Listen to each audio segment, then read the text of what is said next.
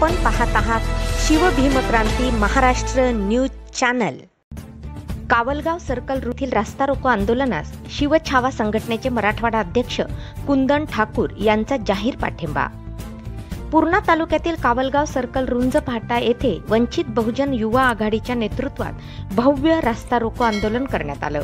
तर आंदोलनाच्या प्रमुख मागण्या दारूबंदी करण्यात यावी, शेतकऱ्यांचे संपूर्ण कर्जमाफी करण्यात यावी, घरकुल योजनेतील लाभार्थ्यांना वाळू उपलब्ध करून देण्यात यावी, सर्कलमधून संपूर्ण रस्त्याची कामं करण्यात यावीत, अशा विविध मागण्यांसाठी वंचित बहुजन युवा आघाडी यांनी ह्या मागण्या योग्य आणि रास्त आहेत ह्या पाहून शिवछावा संघटनेचे मराठवाडा अध्यक्ष कुंदन ठाकूर राणा यांनी पूर्णा पदाधिकाऱ्यांसोबत रास्ता रोको आंदोलनास भेट दिली आणि संपूर्णपणे पाठिंबा दर्शवित संघटनेच्या वतीनं चुडावा पोलीस स्टेशनचे पोलीस अधिकारी आणि पूर्णा तहसीलचे नायब तहसीलदार प्रशांत थारकर यांना निवेदन देण्यात आलं।